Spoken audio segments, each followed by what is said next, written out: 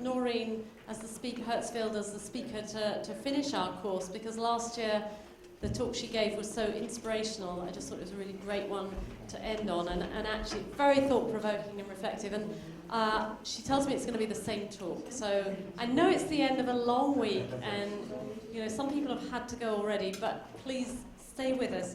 Now, Noreen Herzfeld is the Nicholas and Bernice Reuter Professor of Science and Religion at St. John's University and College of St. Benedict in Minnesota. She actually has background in computer science and mathematics, but also a PhD in theology, so she's one of those rare people that really does cross the two disciplines or subject areas of science and religion. So she teaches presently in the Department of Computer Science and in the Department of Theology, and works on various different topics. And she's going to talk now on memory and personhood. Why we are not computers. Well, I hope we are not computers. You can convince us. So, Noreen, over to you. Well, you can see I've already, given away the punchline in my title in saying that we are not computers. Thank you to all of you for staying, not just through 5 days of the conference, but sitting through 4 speakers in one day. I know it's a very heavy schedule, and I will try to be somewhat brief and I hope somewhat entertaining as well to keep you going through this last hour. So, as you look at the title there, why we are not computers, the question that you may be thinking about, as Hillary just said, well, I hope we're not, is, well, does anybody think that we are? Okay, well, the fact is there are people who do think that we are, particularly in one of my fields of computer science. And they see equating the human brain with a computer not merely as a metaphor, but as something that could be a future reality. And probably the most famous proponent of this viewpoint is Ray Kurzweil, who had in his book, How to Create a Mind, The Secret of Human Thought Revealed, wow, quite a title, right? Suggests that by about 2040, we should be able to download our brains to computers, to a silicon chapter platform. In other words, all we have to do is figure out the neuronal structure of the brain, and then we can just copy that structure with computer circuits, and we can have an exact copy of the human brain. And he sees this in really quasi-religious terms, in the sense that he believes that this could give us a form of immortality. In other words, although the body is going to die and our meat brain is going to go with it, we could have a silicon brain on a shelf, and that one will keep going. Okay, now, is he alone? Well, he has several acolytes, one of whom is pictured at the bottom. By the way, that's not Kurzweil, he's a much older man. This young man is Dmitry Itskov, who is one of the Russian oligarchs, and he has pledged a great deal of his fortune to this project, and he sees this as a humanitarian project. His concern is that as population continues to grow in the world, there are going to be more and more of us, we're going to need more and more food, there's not going to be enough food, but if enough of us would simply download our brains into computers, we wouldn't need food. And so this would solve the overpopulation problem, it would solve some of the ecological and resource problems that you heard about yesterday. And so he is using some of his fortune to get team programmers to come up with lifelike human avatars inside computer systems, and then he hopes to convince enough people that they can download themselves and essentially live in cyberspace rather than living within the real world. I know this all sounds sort of like the Matrix and science fiction and all of that. What I'm trying to say is there are actually people out there, and not just computer scientists, who believe this. And underlying this belief is the idea that we are essentially computers, that our minds work just like computers. And this belief is not found or limited just to computer scientists. We find elements of this belief in the writings of many other scientists and philosophers as well. So here's just a little selection here. Francis Crick, good person to cite when you're in Cambridge, said, "We are nothing but a pack of neurons. You, your joys, your sorrows, your hopes, your dreams, you are nothing but a pack of neurons." So this is the first element of this belief, that it says, my personhood resides up here, and it's just in my neurons, so all I need to do is figure out my neuronal structure, and I can transfer my personhood with that structure. Dan Dennett talks about the human person as being just the activity of a virtual machine. Okay? And the physicist Robert Jastrow, takes the Kurzweilian step and says there's no reason why we shouldn't be able to transfer the activity of this machine from a carbon-based biological platform to a silicon platform, or as he puts it, the metallic lattices of a computer. So there are people out there who believe this. What I want to do today is use the case of memory to talk about, first of all, why I think this vision is totally off base, and secondly, to talk as well about the fact that even if we don't go this far, and most of us probably don't go this far, most of us do go as far as many of my students who, if I say, all right, memorize this, say, oh, I don't need to, I can Google it. In other words, although most of us do not believe that we can totally outsource our complete brain and our personhood to a computer, we do believe that we can outsource a fair amount of our memory to a computer. That much at least we can put into, these boxes. And then therefore we do not need to exert our own memories in the same way. Okay? What I want to present today is a bit of a caution against doing that, because I believe that memory, when we talk about it in terms of a computer, and memory, when we talk about it in terms of the brain, are actually two very different things. Okay? So if we are made up of three pieces, body, mind and consciousness, and memory, how much of this is transferable to a computer? And obviously I'm not going to talk about the body today, although this is, I will put this in kind of as a footnote, a very interesting case when you think about developing something like an artificial intelligence. If an artificial intelligence does not have a body like the human body, can it think the way a human being thinks? And here I think the really good case study is emotion. When you think about how you feel emotion in your body, often before you even cognitively think about it, you have to say, well, the computer ain't going to feel, it's not going to have that gut feeling if it hasn't got a gut. Okay, so we're going to set that aside. And today we're going to look at the third thing in this list, memory, and how different that might be.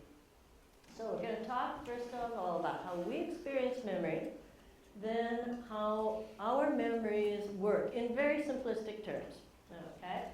Then how the computer memory works, and then what are some of the religious implications for this, which I see as falling into two categories, the category of human social interaction and the category of self-understanding.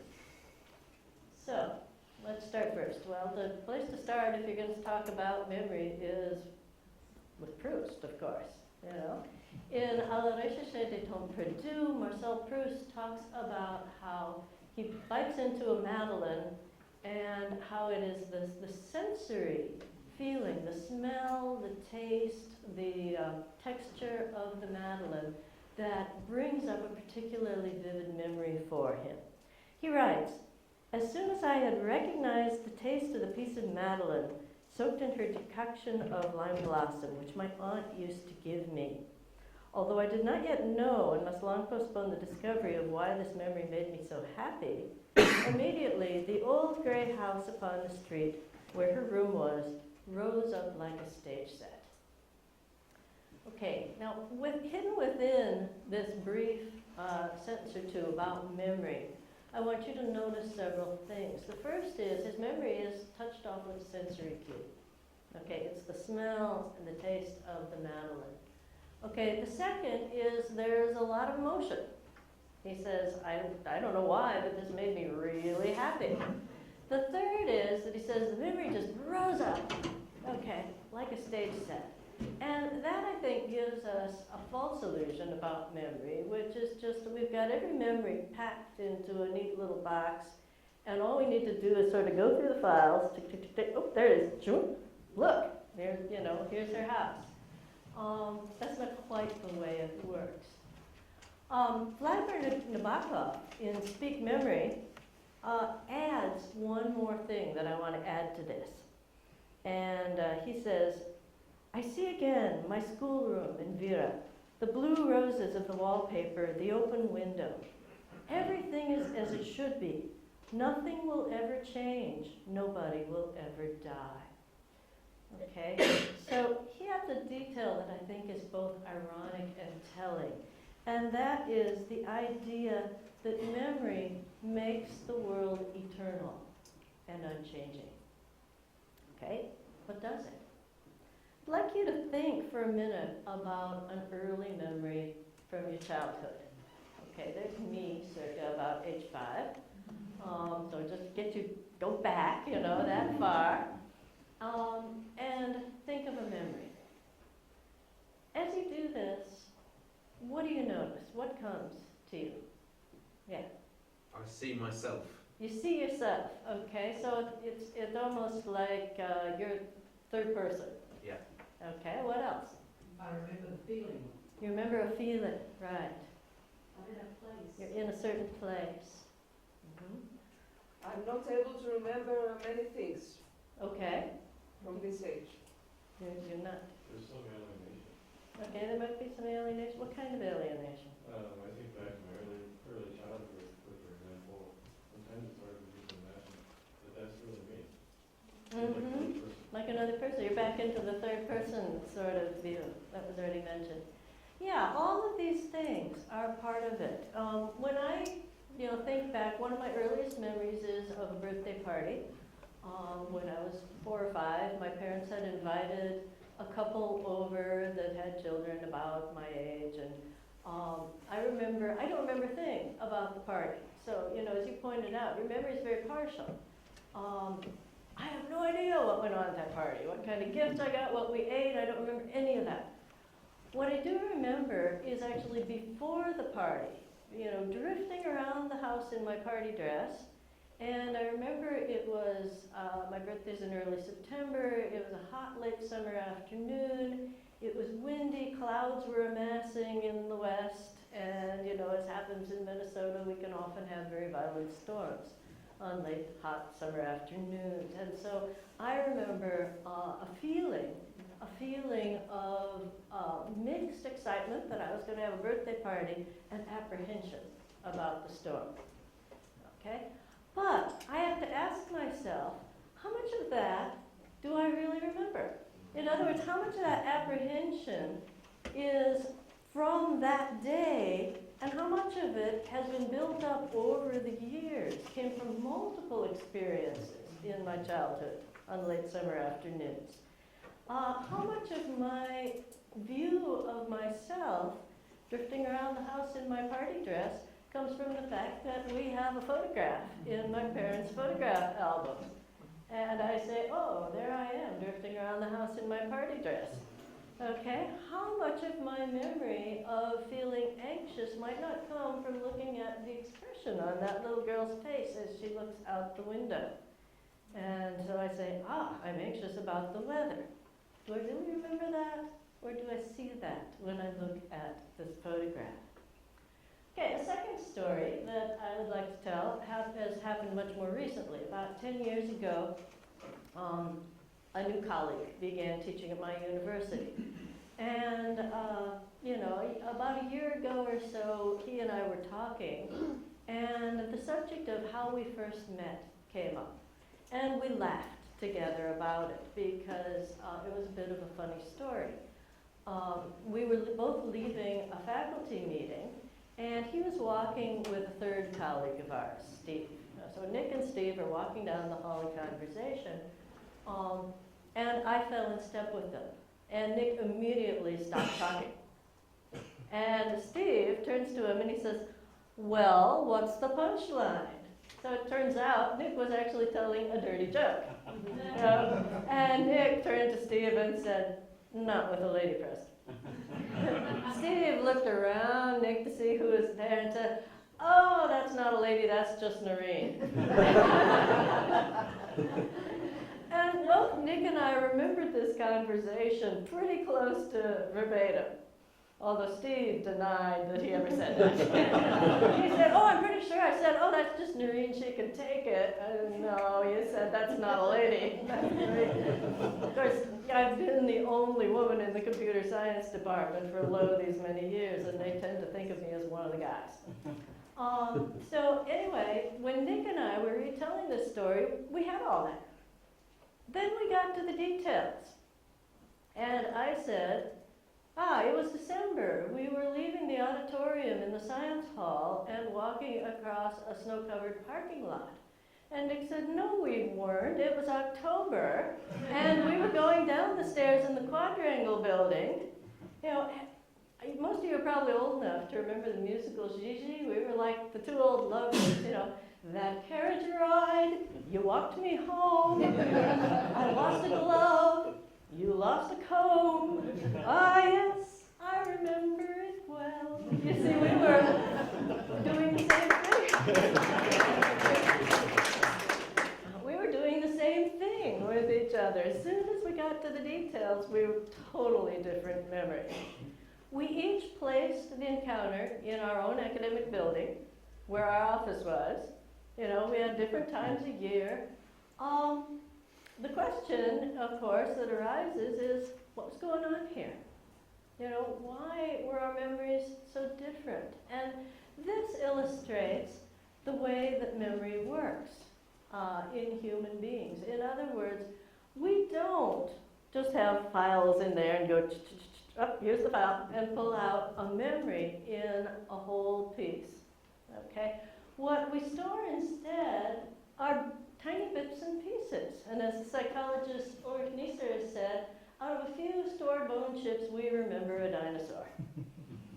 Okay, so Nick and I had each stored the bone chips of the conversation, and Steve's faux pas saying that's not a lady. The rest of it, we filled in like the producer of some, theater production. In other words, we had the basic script, but I decided to produce it in my building on a December evening. He decided to produce it in his building on a sunny October day. And that is how memory works in our human minds. So we store bits and pieces, and we produce them. Now, the question, of course, is which one of us was right? Since I'm here telling the story, I get to say, I'm pretty sure I was right. Now, the reason I say that has to do with what I call the mental peg theory of memory. And this is the fact that what we remember often has very much to do with what is already in our minds. In other words, if we have a mental peg to hang something on, we're much more likely for it to stay hanging.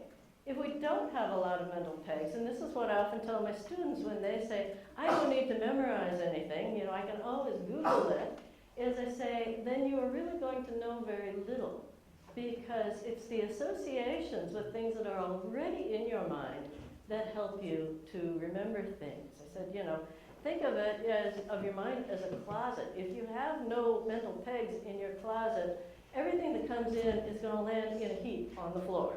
And you're not going to be able to find anything, okay? You need those mental pegs, and then stuff will hang in. Now, I already had a mental peg for Nick. because he had been introduced as a new colleague, and he was not, some young grad fresh out of grad school. He was a fellow who was already coming in with an Emmy and a Pulitzer, and, I'm thinking, whoa, this is an interesting guy. I gotta meet him someday. Which is probably why I joined him and Steve in the first place, as they were walking down the corridor. Larry had a mental peg labeled unusual new colleague. He didn't have any pegs, I kind of sprang up from nowhere. And so he had less reason to remember that first encounter. And so he remembered just his own chagrin at telling a dirty joke, and then that Steve made it worse, with his comment. So I'm right. He said, I'm going to phone you up and be able to say, no, she isn't. But, so that shows another piece of how our memories work. Now, we store many pieces, we don't store them all in one place. So this is one reason why I'm quite skeptical of, some recent suggestions that are coming out that once we can map the brain, we should actually be able to go in there and change people's memories, things like that. Well, that's going to be quite difficult because memories are stored in pieces all around the brain. So we get different pieces of the memory. The emotional feeling that you remember is going to be stored in a different part of the brain than, say, the visual imagery that you remember. And we pull these together to put the memory together. Okay? Then what do? We become a storyteller, in effect. We put this memory together, and we do it to tell a narrative about where we've been and where we are going. So Dan McAdams writes, the unfolding drama of life is revealed more by the telling than by the actual events told. In subjective and embellished telling in the past is constructed. So we construct the past as we tell this memory. Now, the interesting thing about this is twofold. One is when we tell the memory, we then refile it. We will refile it in a changed way. In other words, in the very act of remembering something, you are incorporating other things, so that when I remember that story about meeting Nick, I'm incorporating new details each time I tell it. What I file away then are a new set of bits and pieces. So it's sort of like, the old game of telephone where you tell something to somebody and they tell it. It gets subtly altered over time. Now, this can be, in fact, I'm going to tell you later, this is a very good thing, okay? But even in this process, what is happening, we think of our memories as the past being able to influence the present. In other words, what we remember has made us who we are. It has formed the way we look at the world and the way we interact with people. But it goes both ways. In other words, the cues from the present get incorporated into our memories, subtly altering them so that the present also influences the past, or at least our recollection of the past. So the dialectic goes both ways. Past influences the present, but the present influences our recollection of the past as well. Now, those of us who are reaching a certain age tend to find that fewer and fewer cues may be out there that will actually allow us to bring up a memory. And this is one of the reasons why we want to turn to technology. In fact, I did about an hour ago when I was looking over my slides and I got to, the second one. There's that young Russian tycoon and I'm going, Dmitry, what the heck is his name, So out comes Google, Russian tycoon, avatars, Dmitry.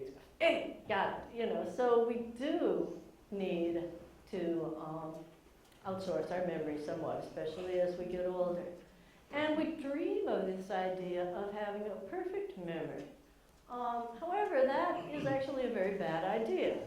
You would not want a perfect memory, and I think this is best explored by Roger Borges in his story Finis el Memorioso, where he posits that a young man gets kicked in the head by a horse and has a brain injury, but through this brain injury he becomes capable of remembering absolutely everything. Okay, the problem with this is obviously remembering too much. And it's not just too much in that he remembers bad things. And this is one good thing about our memory is we tend to remember the good things more than the bad things, unless the bad things are really bad. Okay, the problem for the young man, Funes, is he remembers the trivial. In other words, he remembers what he had for breakfast every single morning of his life.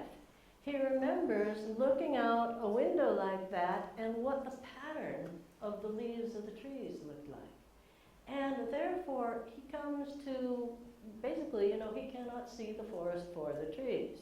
He has too many details in his mind, and he can't forget them. And yet, the whole, much of cognition is selective forgetting.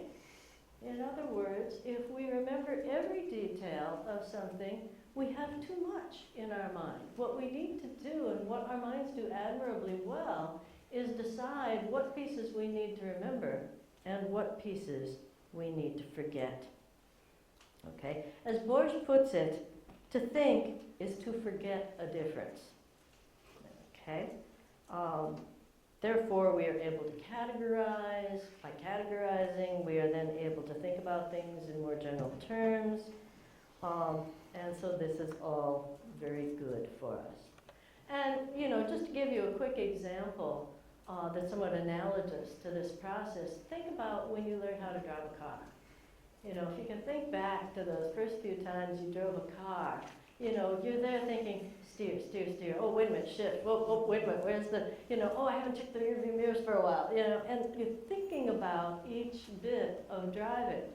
Once you become a practiced driver, you forget all that. You hop in, you drive. You're still doing all those things, but you're not actually thinking about them consciously. So you're forgetting many things, or at least to be conscious of many things. Okay? So a certain amount of forgetting is, of course, adaptive for us. If we could not forget, we could not think. Then again, maybe not all forgetting is adaptive.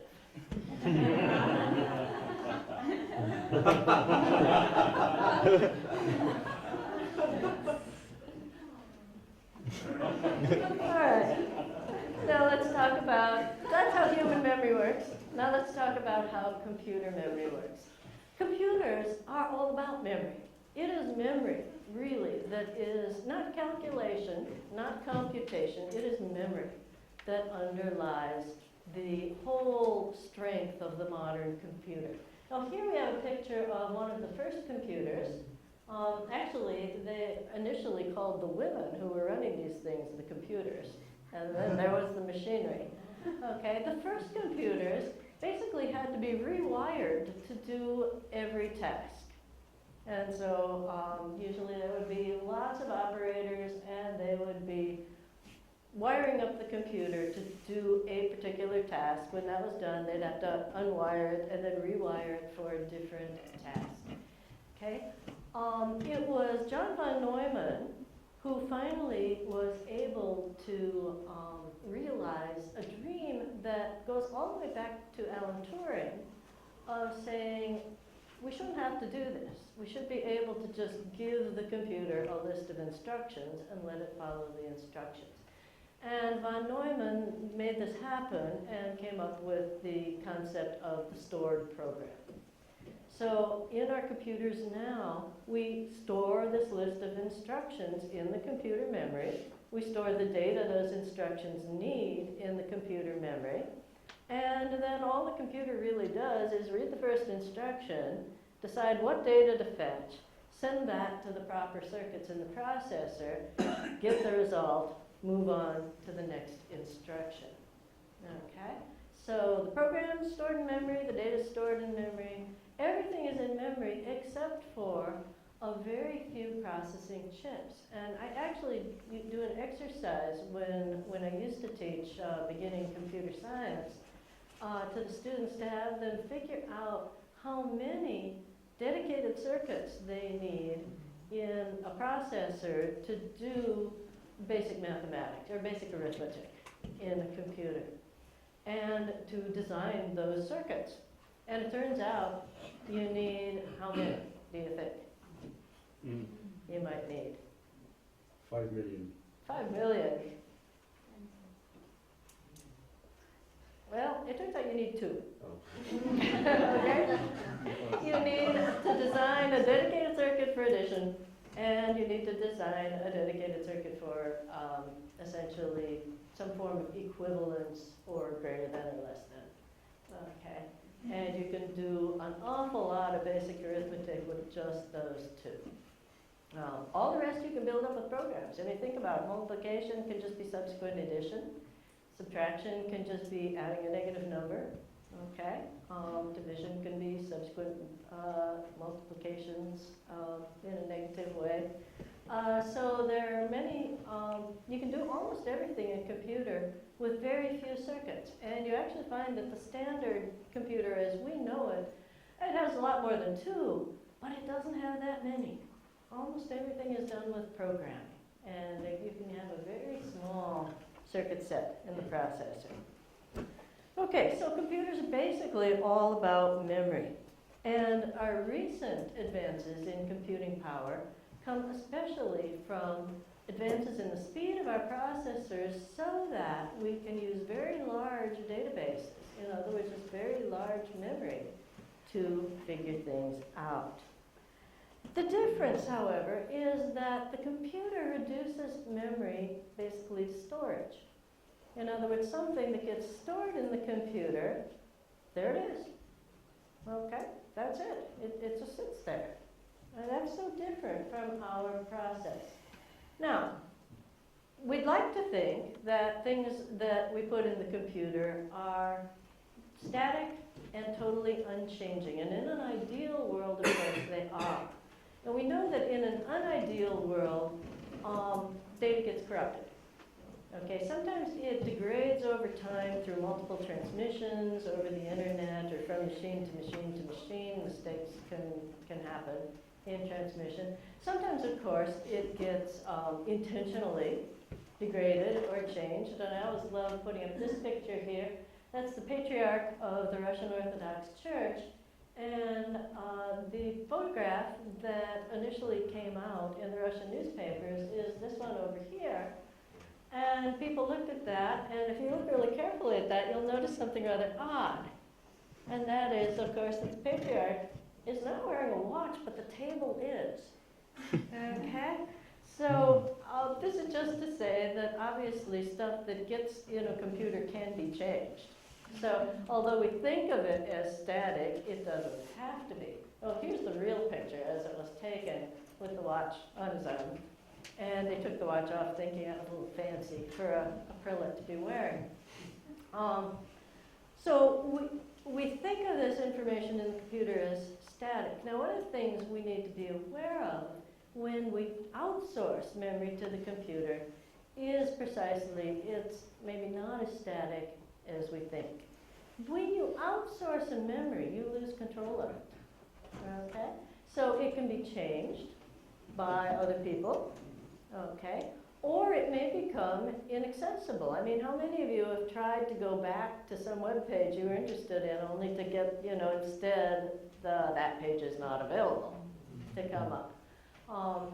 Putting your data up in the cloud. A lot of people who trusted Mega Upload, the Australian company, a year or two ago with all of their music and data, suddenly found that they couldn't access it because Mega Upload was being sued for copyright violations and was closed down.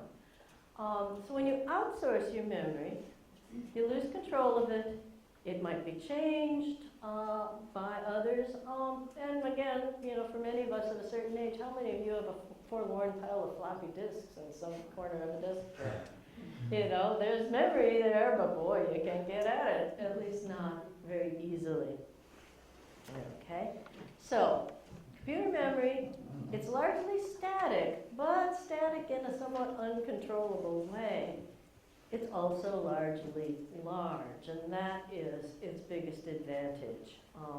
Our databases are much larger than our human memory, and so when we think about, for example, Watson or Deep Blue, and these wonderful steps forward in artificial intelligence, the thing to remember is what they're basically working on is simply huge databases.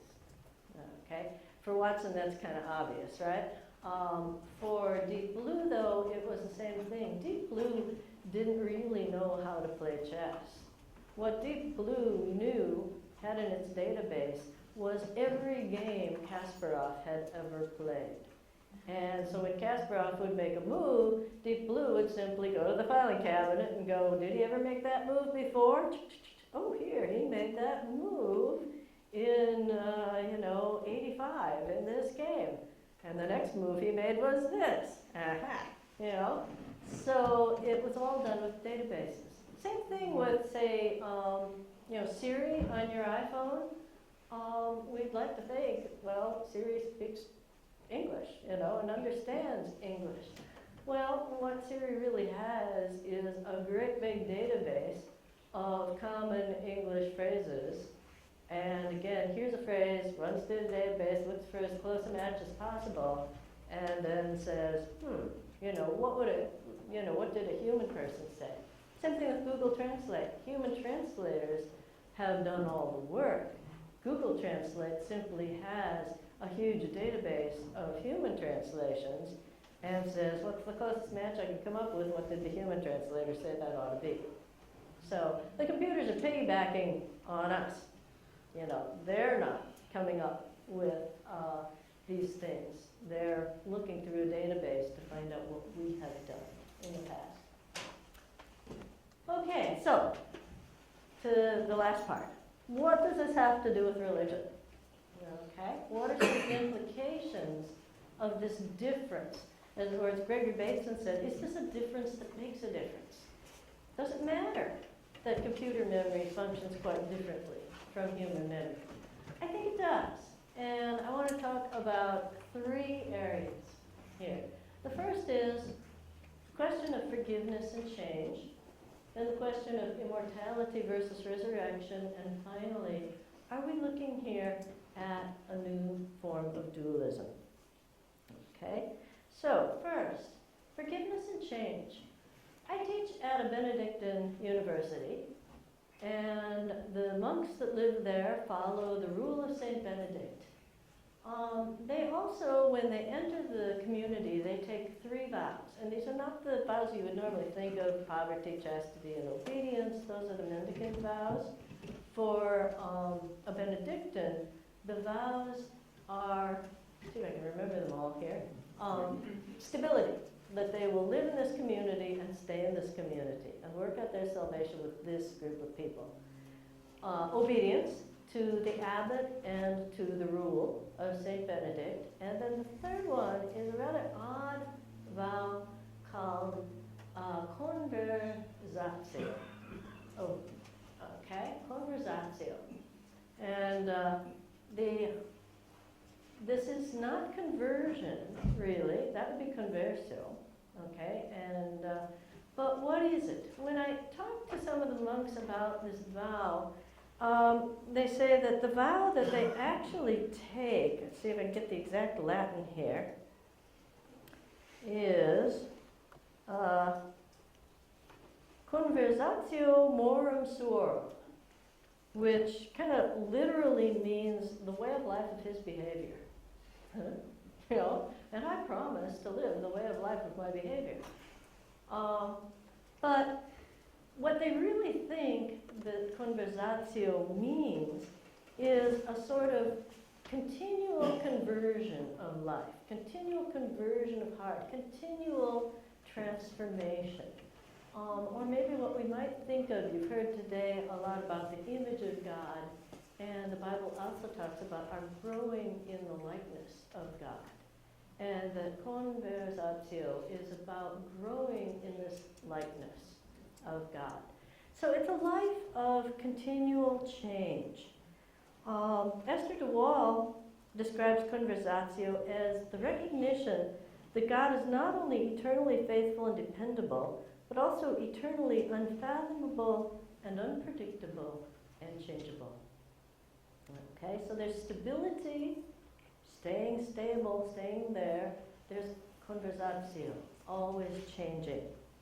An old Irish monk once, when asked, well, what do you guys do in the monastery, said, well, we fall and get up, we fall and get up, we fall and get up again. Okay? So more than one monk has sometimes said to me with a rueful smile that the monastic life seems to be designed or custom built to underline Sartre's idea that hell is other people. But the fact is that in all of our lives, we fall, we get up, we fall, and we get up. And sometimes when we fall, we knock other people over with us. Okay? And that falling is, a part of the way we live. And yet, when others fall and knock us over, we are called as Christians to forgive that. To forgive that being knocked over. Now, let's think for a minute about these two forms of memory. Okay? The first form is human memory, the kind that gets altered every time you remember it. So if someone has fallen and knocked you over in the process, over time, your memory of that is going to change. Okay? And with any luck, and most of the time living in community, your memory of that will lose the rough edges, you'll lose the scarred knees, and it gets better. It gets tempered over time. When you outsource that memory, it doesn't get tempered over time. Okay? And so here you find, for example, Victor Feldmeyer, who writes in a book that he suggests that computer memory needs an expiration date, cites the cases of two people. The girl on the left is Stacy Snyder, who posted that picture on MySpace, the predecessor of Facebook, and she was going to a rather strict college that asked the students to take a pledge that they wouldn't drink alcohol. She was studying to be a teacher, and she found that she ran into trouble with the administration of the college, who threatened not to give her a teaching credential when they saw this photograph, because she was clearly drinking at a party. She had also entitled the photo "The Drunken Pirate." Okay. So this illustrates the fact, again, that outsourced memory is out of your control. Okay, there it is. And this sort of thing underlies the new move in Europe against Google to say we should have a right to be forgotten.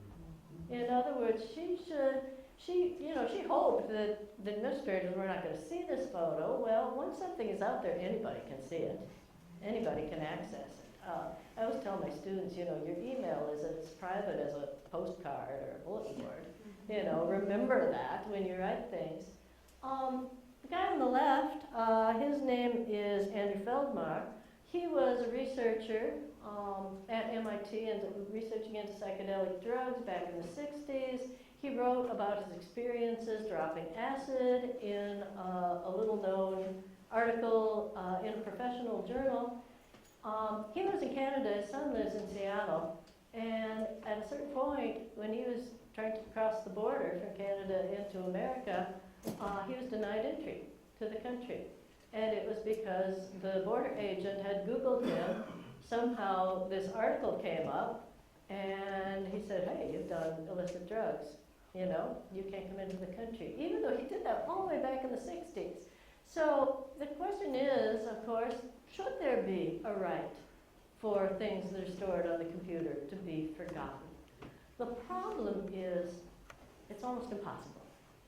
Once things are out there, especially anything that goes onto the internet somehow, you know, you can ask Google to change their search algorithm so it's not the first thing that comes up, and that will probably be helpful. But there's absolutely no way that you can be assured of wiping it off of every computer in the system. Once it's out there, it's out there. Okay? The problem with this is that I think that when it becomes difficult to forget, it also becomes difficult to forgive. In other words, we let the past be too real for the present. And although the present person is, you know, a very staid, clean-cut academic, you know, if his past of dropping acid is out there, it remains very present in a way that it probably would have been mostly forgotten from the human memory. Okay. So, conversatio also implies that we see ourselves as living out this process of continual change. Anthony Giddens writes, a person's identity is not found in behavior, nor, important though this is, I have this here, in the reaction of others, but in the capacity to keep a particular narrative going. We know ourselves as more than a collection of isolated sensory experiences through the construction of a story that links our memories into a larger whole. Okay, and here again is another area where I think we run into difficulty when we outsource our memories. And it may explain why the memoir has now become the premier category of writing, at least in the United States. People are trying to recapture this sense of storytelling, this sense of narrative, of knowing themselves through this continually revising and changing story. So, Madan Sarab writes, why am I writing? Is my writing an attempt to pull it all together? Does one have to rewrite the past in order to understand it? And the fact is that in our memories, that is precisely what we are always doing. And Sarab says it is this process of writing or rewriting the past that tells him who he is, where he is coming from, and where he is going.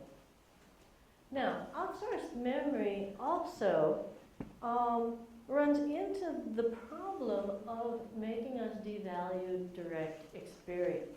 You know, here I turn to something one of my students once said, which is, when something happens to me, until I've posted it on Facebook or taken a photo and posted it on Instagram, it doesn't feel real. What? Is the realness in the posting of it or in the actual experience? But think about how many young people, as I walk into Cambridge, I see all sorts of young people whose experience of Cambridge is being mediated by a phone held in front of their face. Because they're continually instead of pulling it in directly. Walter Benjamin suggests that the information glut made possible by modern technology causes us, in fact, to devalue direct experience. And he writes that the art of storytelling is coming to an end. Less and less frequently do we encounter people with the ability to tell a tale properly. More and more often there's embarrassment all around when the wish to hear a story is expressed. It is as if something that seemed inalienable to us, the securest among our possessions, were taken from us. The ability to exchange experiences. It's actually not that we're not exchanging experiences. We're actually exchanging more and more and more experiences by posting things on Facebook or Instagram, okay? But the problem is that in doing that, we're actually living a life looking backwards. In other words, even in the moment of experience, where a part of our mind is looking backwards saying, okay, in what way am I going to remember this? How is this going to be a part of my memory cache? And that, in a sense, sense, takes us from being a storyteller, which is, I think, the way that humans are built to handle memory, to being a scrapbook keeper, in a sense, a curator of our life. But it's a curator of our life in little distinct pieces, not as a large narrative, but just as a collection of photographs, sayings, bits, and pieces. I had lunch right before this talk with a friend of mine who's up at St. Edmund's College, and we were talking about this. He's a very avid Facebooker. I look at Facebook about once a month. So I said, oh yeah, I saw a few of your things. And he said, yeah, I am sort of curating my life on Facebook.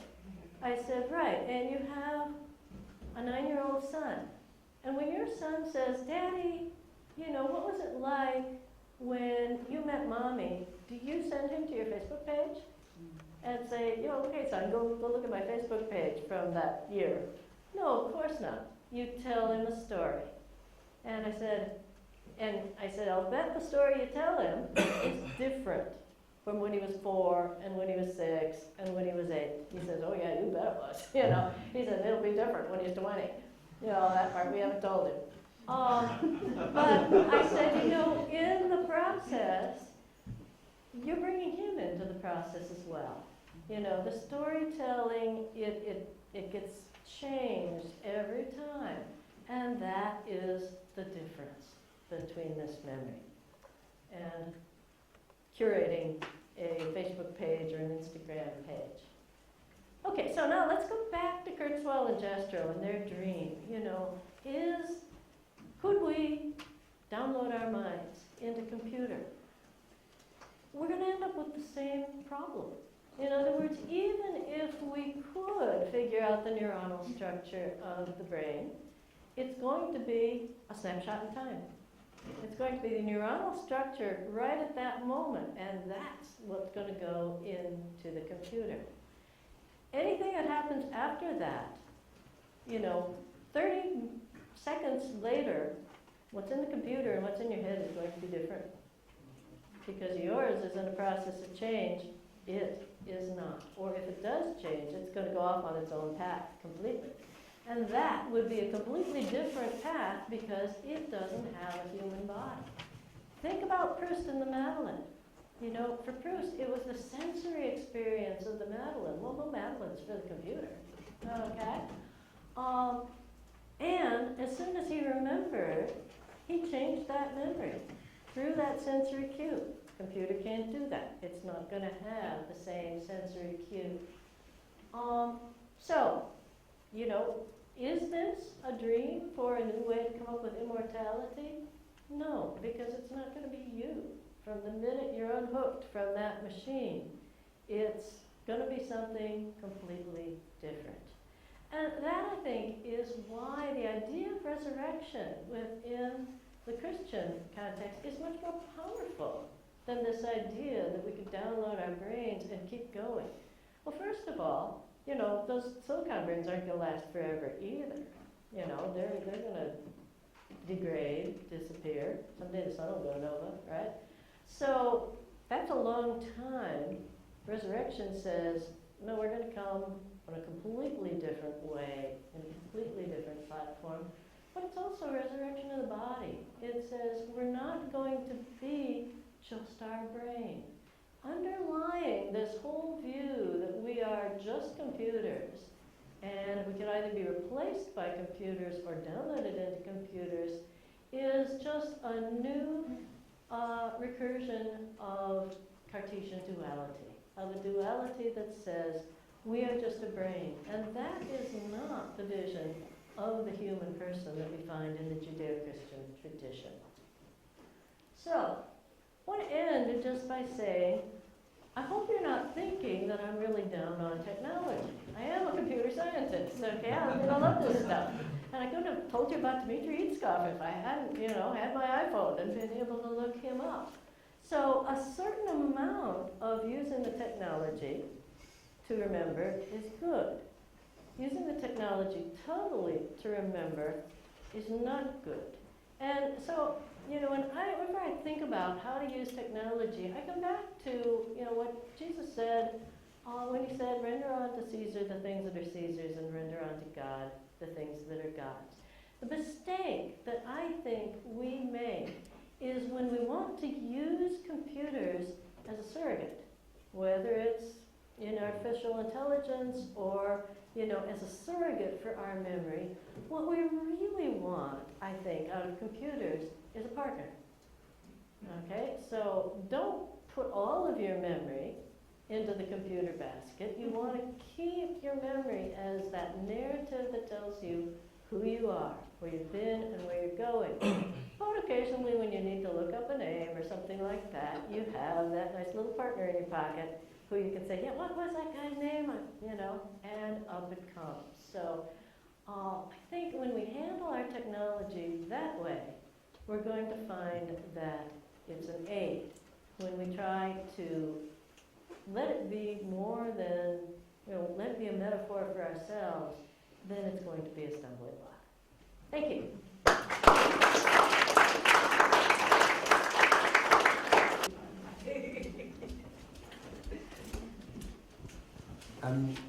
So this is probably an incredibly naive question, but how does eidetic memory fit into your category of forgetting as adaptive? Is that a misunderstanding of eidetic memory? Because I only really understand it from the Big Bang Theory. Probably not my best source. Do you mean the TV sitcom? Yeah. With Sheldon Cooper. Well, here I have to admit that I don't watch TV. I don't even have a TV. So I don't know what you're talking about. So eidetic memory is just you remember everything. So are you familiar with the term eidetic memory? No. Oh, so okay. Wow, I probably should have thought through that. Eidetic memory, from what I know, is just you remember things very clearly, and it's very hard to forget things. Mm-hmm. So. Well, I think that takes you back to the Morse story. To say that although we think this would be a really great thing, it's actually not. There is so much that we need to forget, and our minds are pretty good at letting us do that. And while we tend to think, wouldn't it be wonderful to remember everything, it wouldn't be. Think of all the things that you just don't want to remember. Do you want to remember the pattern in that carpet? I don't want to remember the pattern in that carpet, but if you found it very hard to forget things, you would remember the pattern in that carpet. But it's not harmful per se, is it? So is there a negative point, or is it bad to remember? It's not harmful. If that makes sense. I think it is harmful. And the reason is that when you remember too many details about things, it becomes much harder for you to categorize things. It comes back to that old saying of you can't see the forest for the trees. Mm-hmm. If you see all the trees, you remember their details, you remember their differences. Remember what Bohr said, to think is to forget a difference. Having too much memory is going to just clutter your brain too much, and it's going to make it much harder for you to think.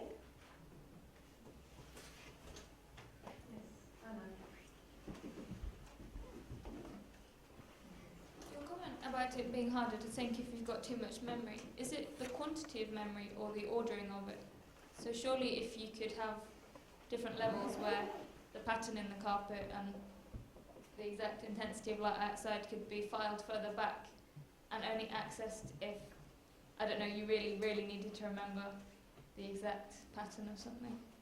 So it's, have I said it clearly? Yeah, you have. And that does seem to, to say, well, if we put enough order on this, we won't have chaos in our brains by having too much memory. Let's come instead then to thinking about memories of human persons in our lives. And here I think this gets more difficult. The natural process of how our memories work help us temper memories over time, so that I don't remember exactly how it felt, that time that my sister hit me when I was 5, okay? If I have a perfect memory of that, it's going to be very hard for me to let that go, okay? that's why I said that, you know, when you can't forget, it becomes harder to forgive. Right now, I think about that, you know, that time, and there's no emotional valence to it anymore because my sister and I have so much after that. But if the memory were perfect, there would be. I would remember not just that, yes, this happened, but I would remember how much it hurt and how, you know, shocked I felt that my sister would hit me, you know, that kind of thing. And that is not good for interpersonal relationships. Patricia was next.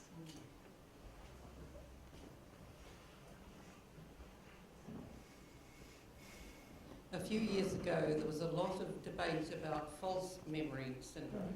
Have you anything to say about that?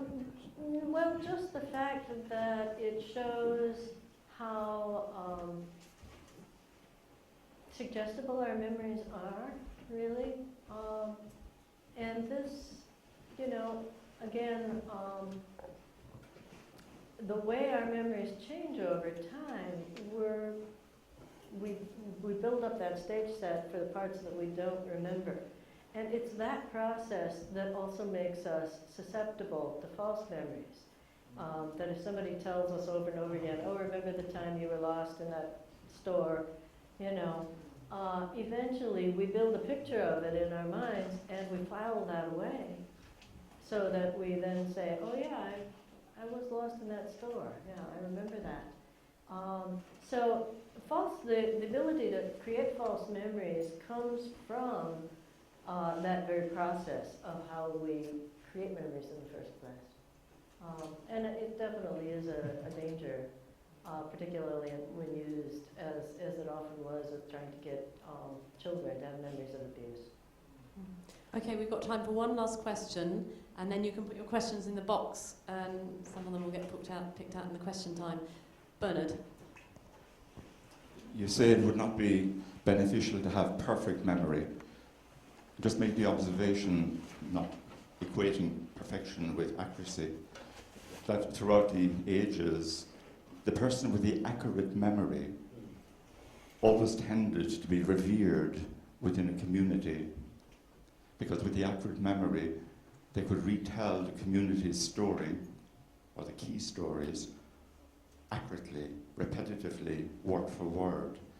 And within that accurate memory and its facility, treasures were handed from generation to generation.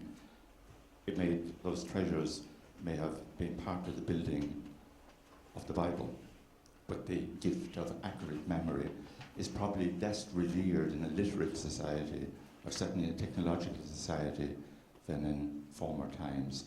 But it is a gift, and was a gift. I agree that the ability to remember and tell stories is a gift that many of us don't have anymore because we don't exercise our memories the way that people used to. On the other hand, you know, we don't know exactly how accurate all of those stories were in their transmission. Yes, it's clear that if you made large changes in the story, other people in the community would say, no, that's not the way the story goes. But it's still quite possible that that story would have changed and been adapted over time. And this is actually a good thing in a storytelling community. And I think, you know, this would be a totally different talk, but I think one of the weaknesses of our outsourcing of our stories in a literary community, whether we put them into books or whether we put them online, is the fact that as our society changes, the stories do not change, and the reference in the stories become further and further distant from the culture in which we live. And the reason this is a problem is that many of these stories are teaching stories, and they depend on the aha moment. So when you think about a lot of the parables of Jesus, for example, they were told they're in the idiom of a particular culture. It's not a culture, it's an agrarian culture that most of us don't live in any longer, particularly our young people. And so to get those stories across, we have to explain them. and say, well, actually at that time, this is what, people did, and this is how this is. And eventually, people will say, oh, okay, yeah, I kind of get it, But the real force of many spiritual stories gets lost. Because the force should be, it's almost like telling a joke, If you have to explain a joke, it's not very funny. Eventually, people will say, oh, okay, I get it. But they're not laughing, okay? It's in that moment where you catch the twist. You catch that something is being used in a different context. You catch a moment of absurdity that you say, oh, now I see the world differently. And so the problem with our outsourced stories is they don't get the subtle changes that may help them adapt to a new culture. And so while we keep changing, the story stays static. Well, I'll end there. Now I could go off and say a lot more about that, but I won't. Noreen, thank you very much indeed.